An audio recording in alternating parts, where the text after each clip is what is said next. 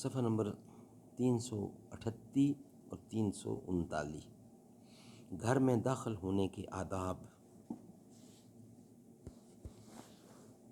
قرآن و سنت اور اولیاء کرام کی دعاؤں کا نادر مجموعہ، دل اور دماغ کو سکون پہنچانے والی دعاؤں کا نادر مجموعہ، مستند مجموعہ وظائف، حضرت مفتی نظام الدین شامزی شہید رحمۃ اللہ۔ نحمدہ و نصلی علی رسولہ الکریم، بسم اللہ الرحمن الرحیم۔ گھر میں داخل ہونے کے آداب۔ عموماً گھروں میں جو بدمزگی پیدا ہوتی ہے، اس کی وجہ یہ ہوتی ہے کہ شوہر صاحب گھر پہنچنے سے پہلے ہی بڑی بڑی توقعات باندھ دیتے ہیں۔ مثلاً گھر کا دروازہ پہلی گھنٹی پر ہی کھل جائے گا، اہلیہ مسکراتی ہوئی خوش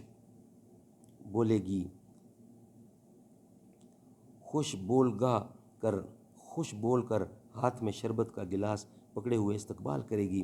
بچے صاف ستھرے کپڑے پہنے ایک جگہ خاموشی کے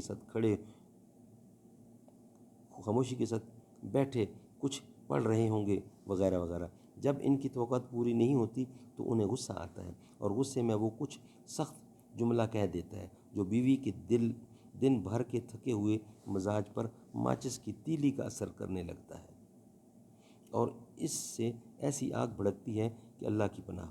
کبھی یہ ہوتا ہے کہ شوہر تھکے ہوئے گھر آئے، کام کی زیادتی سے یا کسی اور وجہ سے دیر ہو گئی۔ اب بیوی صاحبہ کی طرف سے پے در پے سوالات ہوتے ہیں۔ کہاں چلے گئے تھے؟ اتنی دیر کر دی؟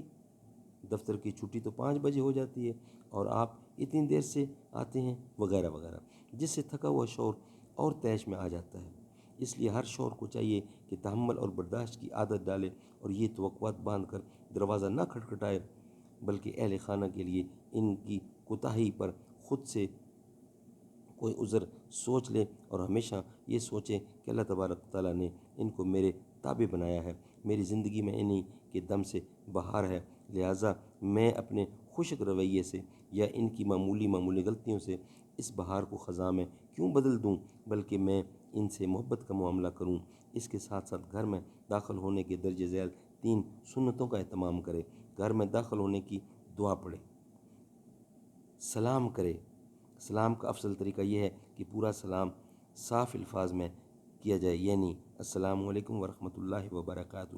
اس میں آپ نے اپنے گھر والوں کو 3 دعائیں دے دیں۔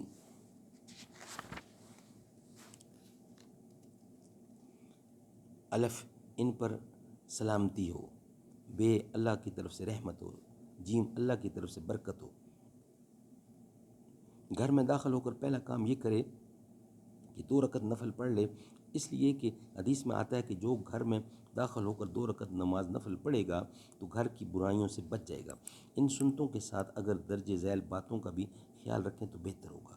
نمبر 1، اپنے ذہن میں یہ خیال نہ رکھے کہ دروازے کی پہلی گھنٹی بجتے ہی، بلکہ گلی کے کونے سے گاڑی کے ہارن کی آواز سنتے ہی میرے لیے دروازہ کھلا ہوا ہوگا۔ ہو سکتا ہے وہ نماز میں یا کسی اور ایسے کام میں مشغول ہو کہ آپ کے لیے فوری دروازہ نہ کھول سکیں، اس لیے دروازہ کھٹکھٹانے یا گھنٹی بجانے کے بعد اتنا وقفہ کریں کہ اگر کسی نے 4 رکعت کی نیت باندھی ہو تو نماز پوری کر سکیں۔ نمبر 2، اگر قضاء حاجت یا پانی وغیرہ کا شدید تقاضا ہو تو دفتر میں ہی پورا کر لیجئے، اس انتظار میں نہ رہیے کہ گھر جا کر پورا کر لوں گا۔ ہو سکتا ہے کہ گھر والے گھر پر نہ ہوں، اور بعض اوقات بھوک یا بشری ضروریات کی وجہ سے غصہ زیادہ آ جاتا ہے۔ اس طرح بیوی کو بھی چاہیے کہ شوہر کے گھر آتے ہی سوالات کی بوچھاڑ نہ کرے، بلکہ پہلے ان سے چائے پانی کا پوچھے۔ اگر کھانے کا وقت ہے تو کھانے کا پوچھے، گرمی لگ رہی ہے تو پنکھا چلا دے، خوب ان کی خاطر کرے، اور جب وہ اطمینان سے راحت کا سانس لے لیں تو پھر محبت سے دیر سے آنے کی وجہ پوچھیں کہ خیریت تو ہے؟ آج خلاف معمول دیر ہو گئی، کوئی پریشانی ہو تو مجھے بتائیے، میں کسی قسم کی مدد کروں۔ انشاءاللہ تعالی اس سے محبت بڑھے گی اور جھگڑے ختم ہو جائیں گے۔ اللہ تعالی ہمیں محبت والا بنا دے، محبت کرنے اور کرانے والا۔ صدق اللہ العلی العظیم و صدق رسولہ النبی الکریم۔